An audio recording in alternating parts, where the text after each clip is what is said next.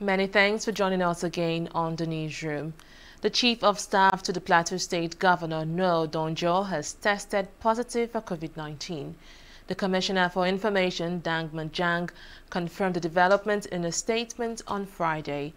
Donjo's status came barely 2 days after the State Commissioner for Commerce and Industry, Abe Aku, tested positive for the virus.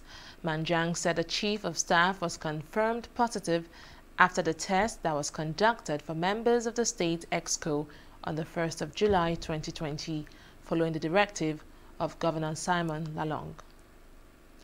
Meanwhile, Ondo State Health Commissioner Wahab Adigbenro, who died on Thursday from COVID-19 complications, has been laid to rest in accordance with Muslim rites. He was buried at his family house in Ilara Mokin, with most attendees ignoring the social distancing protocol. Adigbenro had been sick for some days before he died at the Federal Medical Center of Ondo State. In a statement signed by the All Progressives Congress Publicity Secretary Alex Kalijaye, the commissioner was at the forefront of the state government's effort to curtail further spread of the COVID-19 pandemic. Another batch of 86 stranded Nigerians have arrived the country from Sudan. They arrived at the Nnamdi Azikiwe International Airport on Friday. Chairman of the Nigerians in Diaspora Commission, Abike Dabiri Erewa, who disclosed this in a tweet, said the returnees will immediately embark on a 14-day isolation in line with the guidelines set by the Nigeria Center for Disease Control and CDC. This brings the total number of arrivals from Sudan to 231 after 145 Nigerians were repatriated from the North African country last week. Let's take a break here to bring you more stories. Don't go away.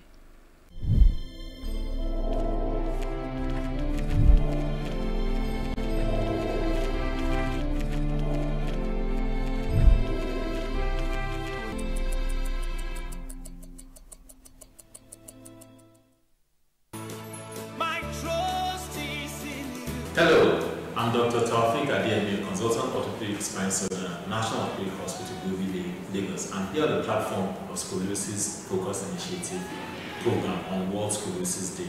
Scoliosis is an abnormal sideways curvature of the spine with some rotation. These patients present with uneven shoulders, hump in the back, and even pelvis. Majority of these cases are painless. Up to 5% of our population have scoliosis, and majority of them are idiopathic, meaning that the cause is unknown. You need a thorough history examination with quality X-ray to make an assessment. Your doctor will advise you on the best treatment modality for your child. Scoliosis Focus Initiative is organizing a 2 weeks free online consultation to help you during this COVID-19 pandemic. Thank you.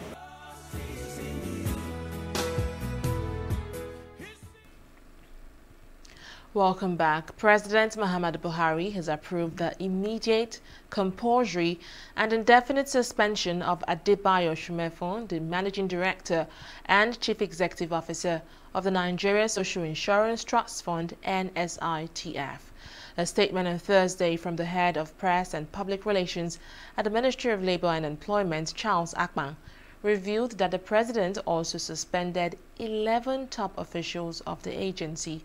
According to that statement, their suspension from office arose from the preliminary established prima facie infraction on the Extant Financial Regulations and Procurement Act and other acts of gross misconduct.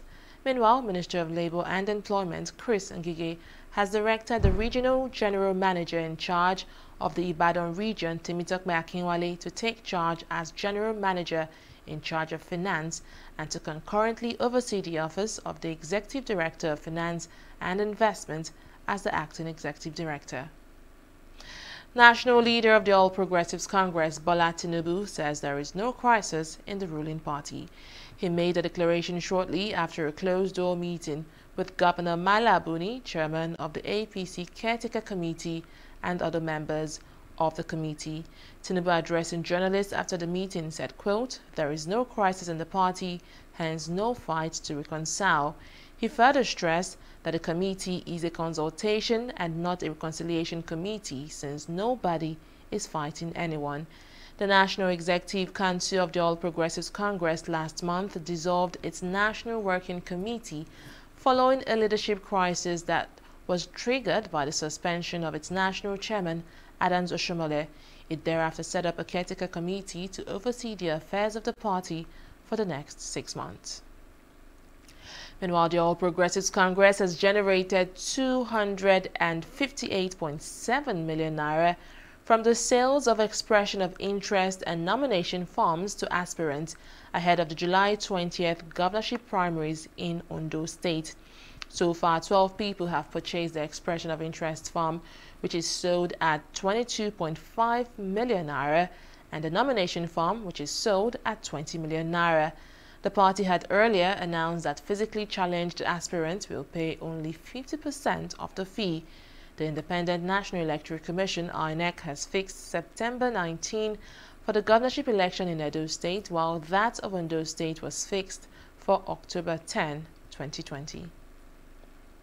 The police have arrested a Chinese couple in Abuja for allegedly locking up their Nigerian employees in their apartments for the past 4 months.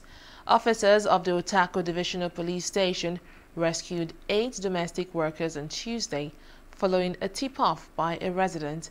The police raided the residence of the Chinese in the Jabi area of Abuja and took the unidentified couple and their domestic employees to the station. In the footage provided by the International Center for Investigative Reporting, the victims said they had been locked up in their apartments since February. The driver of the Chinese also said he and the 7 others had been working against their will for the couple since the outbreak of COVID-19 in Nigeria in February. Management Committee Chairman of Barking Ladi Local Government Area of Plateau State, Ezekiel Mandial, is dead. Dan Mandial, brother of the deceased, confirmed the incident to journalists, saying the chairman died at about 6 p.m. on Thursday at the Jos University Teaching Hospital. Mandial was receiving treatment for pneumonia. The body has now been deposited at the JUT mortuary. We'll take a break here to bring you business stories and more. Stay with us.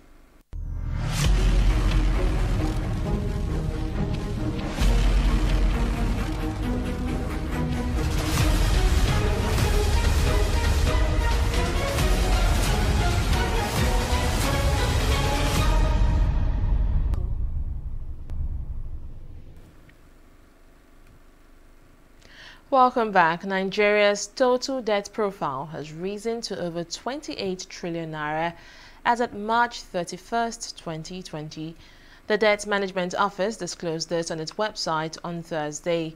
In its debt profile report, the DMO explained that the country's total debt rose from the 27.4 trillion recorded in December 2019 to 28.6 trillion in March 2020. This indicates that within a space of 3 months, the country's public debt profile grew by 1.2 trillion naira, representing a surge of 4.48%.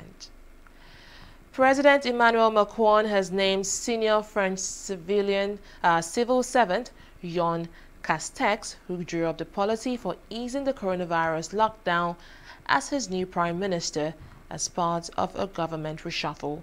In a statement by the presidency, President Macron has mandated the newly selected prime minister to form a government.